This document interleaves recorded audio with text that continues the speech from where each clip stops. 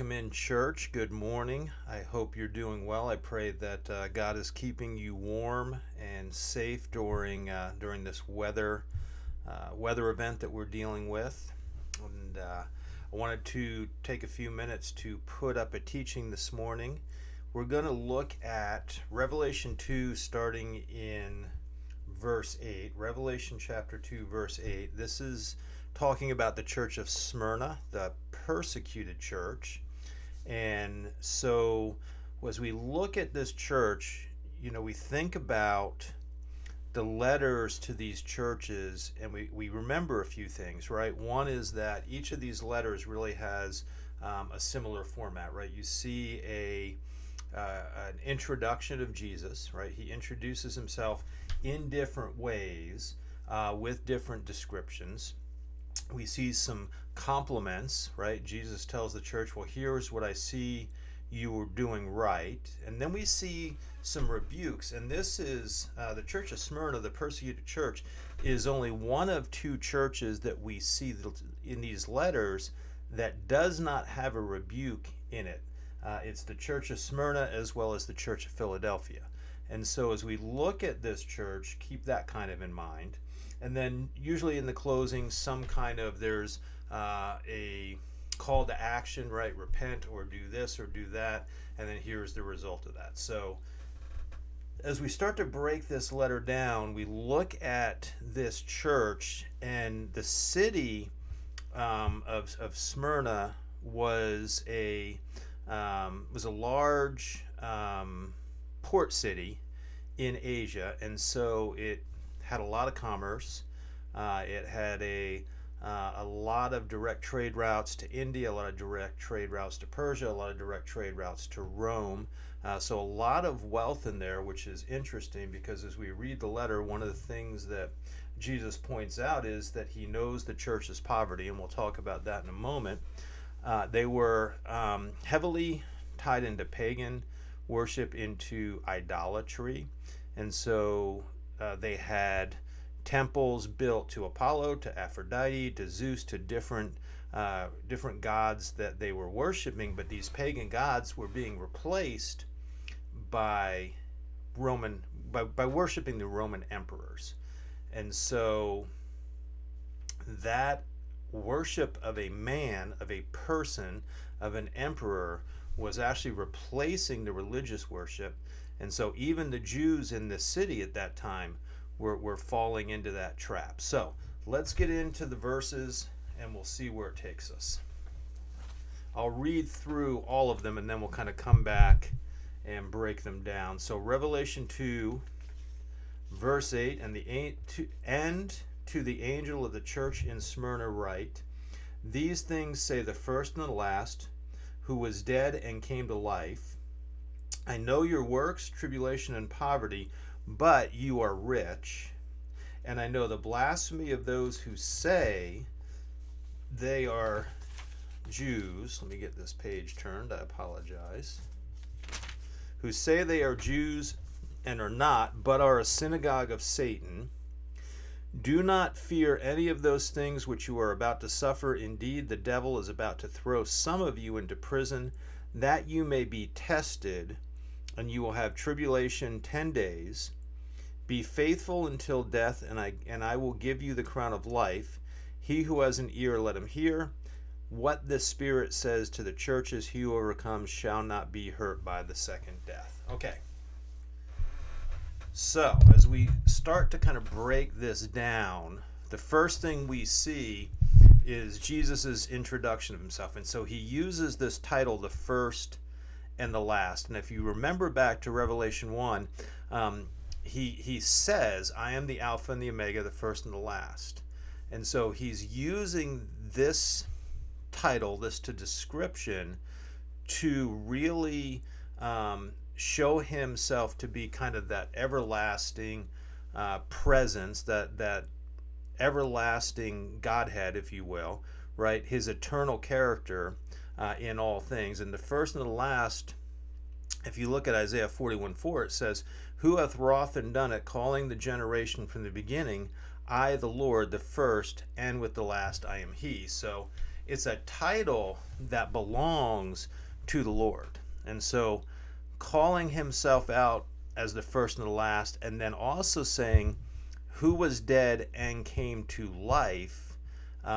These are titles that are reminding these believers in Smyrna that they are serving the Lord, but they're also serving the risen Lord, the resurrected Lord, the Lord that conquered death.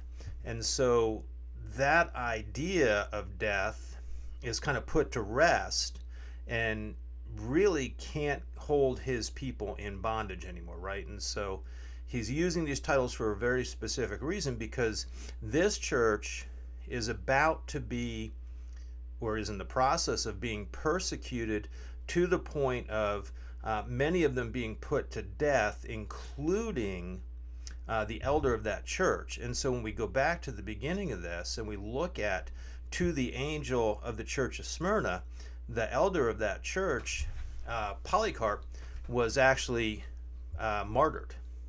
He would not renounce Jesus, and so he was killed for that belief. Okay, so he uses this introduction and these titles very intentionally. All right, let's go to verse 9.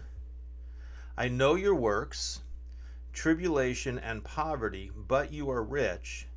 And I know the blasphemy of those who say they are Jews and are not, but are a synagogue of Satan. So once again, we see, kind of a repetition of the church in Ephesus. He knows everything, right? Within his church, there is nothing that is hidden. He knows everything that's going on. He says to this church now, I know your works. But he also says, I see your tribulation and I see your poverty. He understands the hardships that we're dealing with, that we're going through. And he recognizes those things and offers comfort, even though sometimes he allows us to go through them. And those trials are for a reason. Those trials are for a purpose. When he allows it, he uses them to build us up. And so we'll see as he continues on in this letter, he doesn't tell this church, I'm going to come pull you out of your poverty. I'm going to come pull you out of your physical persecution. You need to persevere, and at the end of that, there's a reward. And so his touching on poverty, first off, we talked about this being a wealthy city, being a commercial city, but even though it's a prosperous city, the believers in that city are living in squalor, living in poverty because of this persecution. Because of the persecution, they're fired from their jobs, or they're not hired. They're kept they're kept beat down kind of as second-class citizens. The hatred for these believers really, along with the violence physically, transitions into this, we're not going to allow you to even have a simple job. We're not going to allow you to have anything. And so we're going to limit you economically. We're going to limit you physically, and we're going to call you out for what you are, right? They have this belief that they're interrupting their truth, their religion. They're worshiping a false god in a human being, and so they don't want anybody standing in the way of that. But they're called poor. And the word that's actually used there is the word for abject poverty. They weren't just poor, they were the poorest of the poor of the poor.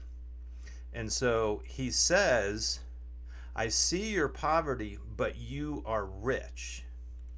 And this idea of they being rich isn't a physical, financial wealth. It's their spiritual richness in having Jesus standing there with them, walking in there. He's basically saying your spiritual richness is more important than all the financial gains of the world. What you've gained in spirit is so much more important than the wealth of the world. And we need to kind of hear and see that message sometimes today as well, because we get caught up in the world offering us things, watch TV, watch commercials, see social media, listen to the radio, right?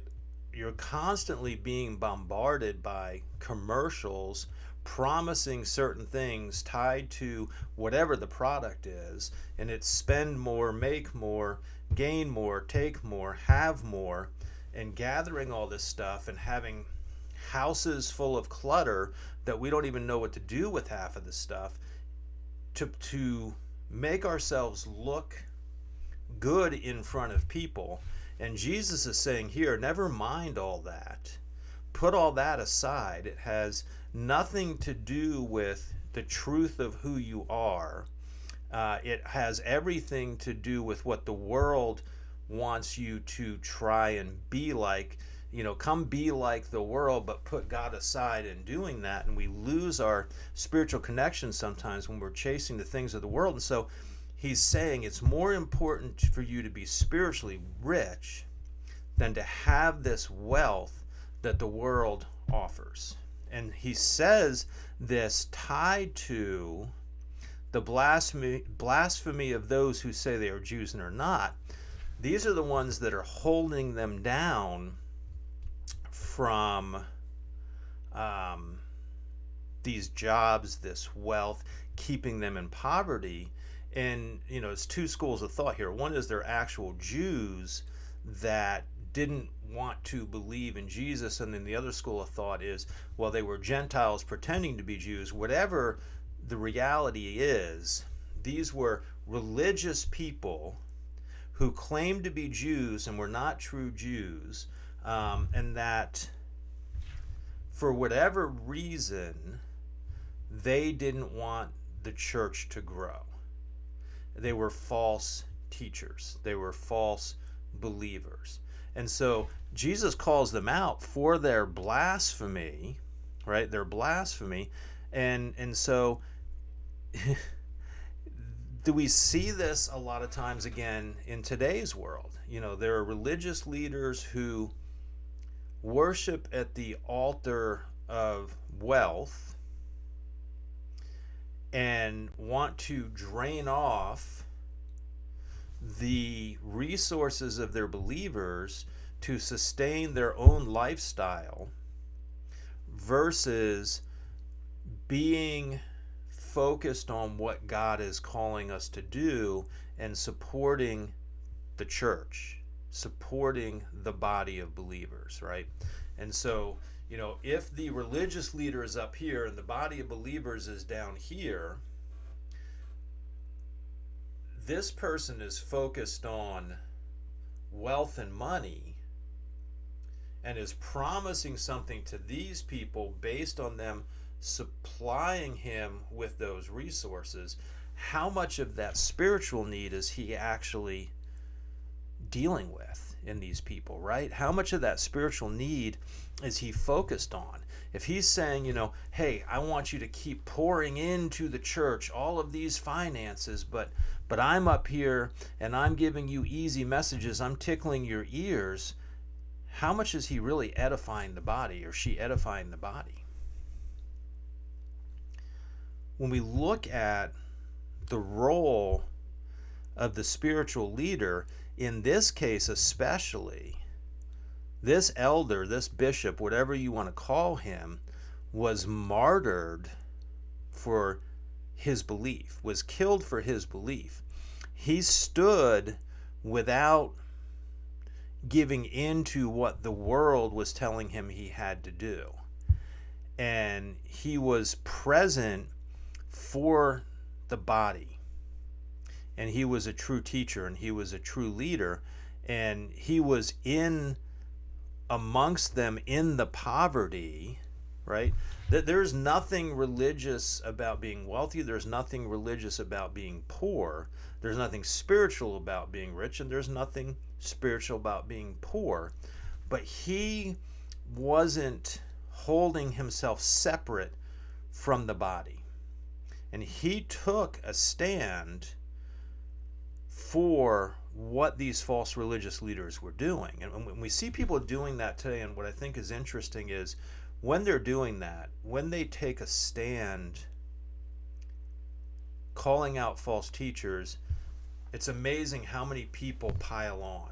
Oh, you shouldn't be doing that. You shouldn't be saying that. You don't know their heart. Well, hang on, back up a second. If they're not producing fruit, and if their teaching is not scriptural, and they're teaching things or doing things that are not consistent with what a prophet should be doing, or a pastor should be doing, or an elder should be doing, we are called to call that out. We are biblically told we need to call that out. And so when we have false teachers within the church, that needs to be dealt with. But it's a symptom of, and I know I'm way off base now because we're talking about this persecuted church, but I just want to touch on this real quick. It's a symptom of people being aligned to a pastor instead of aligned to Christ. In other words, we love our pastor so much. We love our pastor so much. He's so great. He's so wonderful. Well, wait a minute. What about Jesus and what Jesus says and what Jesus teaches? That person on the platform at the pulpit is not the most important person in the building. Jesus is.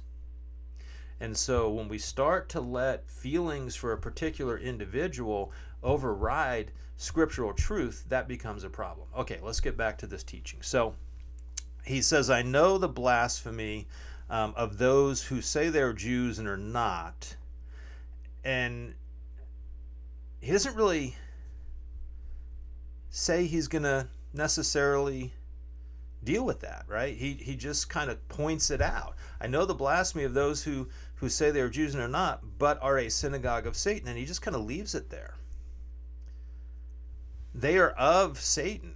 Well, we already know through Scripture what the result of that is going to be. And so he just moves on, right? He deals with, the poverty, but you're rich, your material poverty versus your spiritual richness. Your spiritual richness is what's going to help carry you through this next section. Look at verse 10.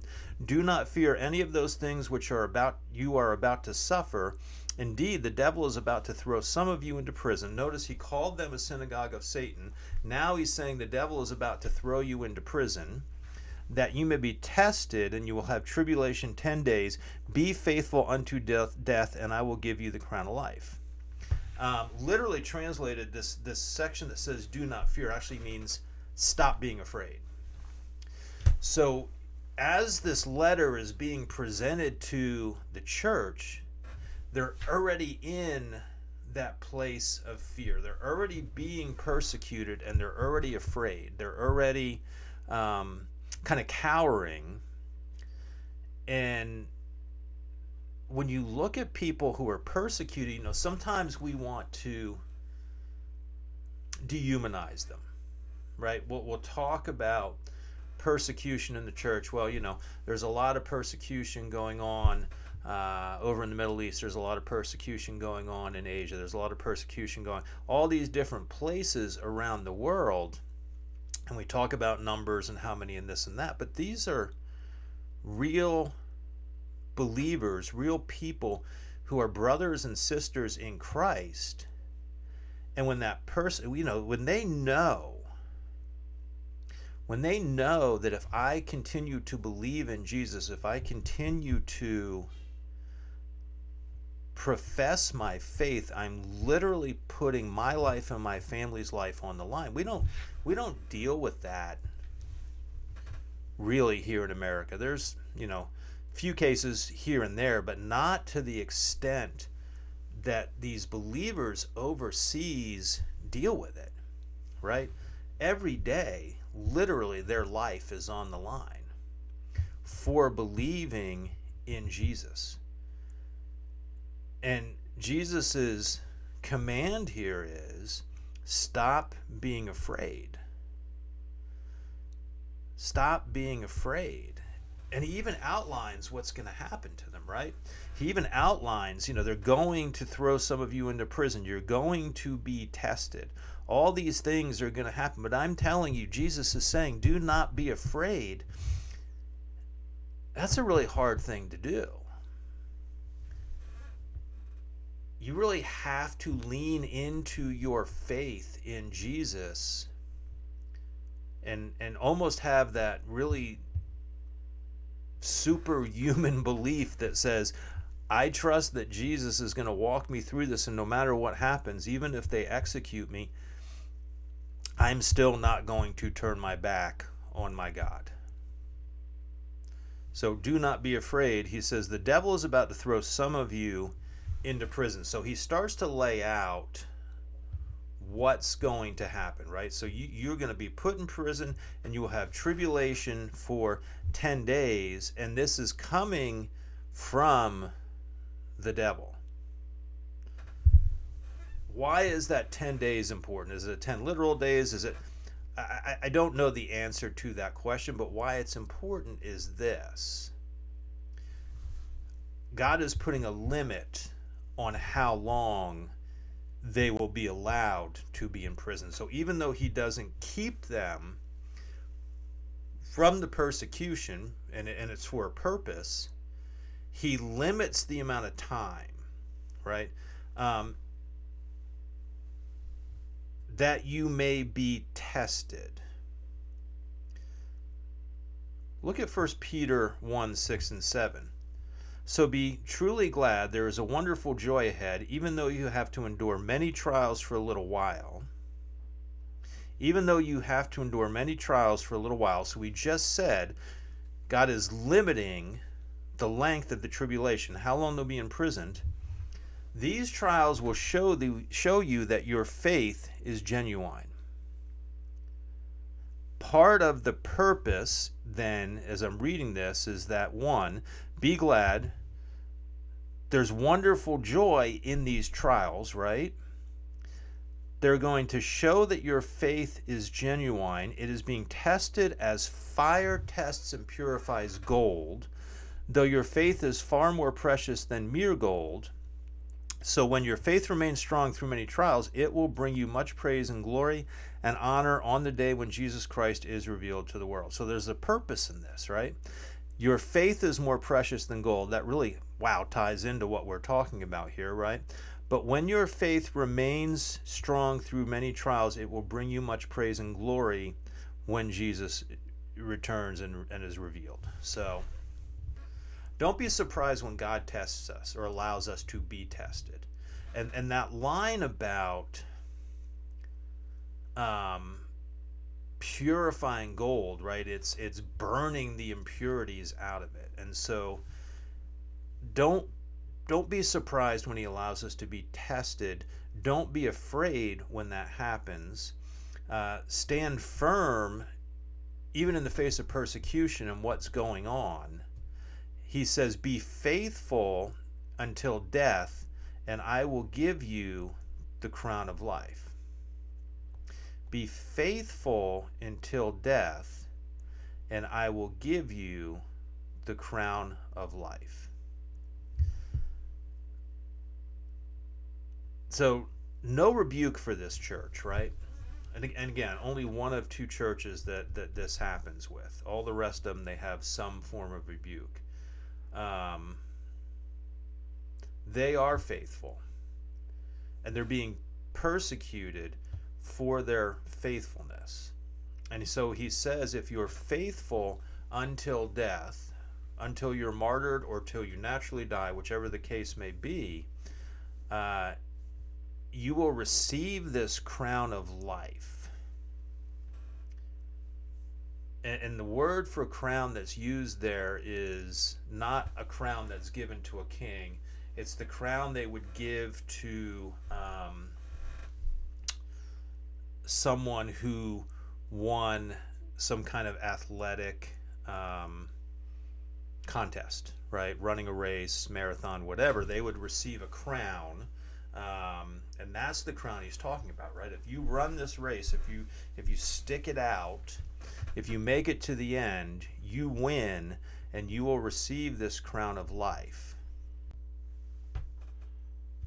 And so then after the crown, it also talks about, he who has an ear, let him hear what the Spirit says to the churches. So again, even though it's written to this individual church, let anyone who has an ear hear this. This is a letter written to the churches.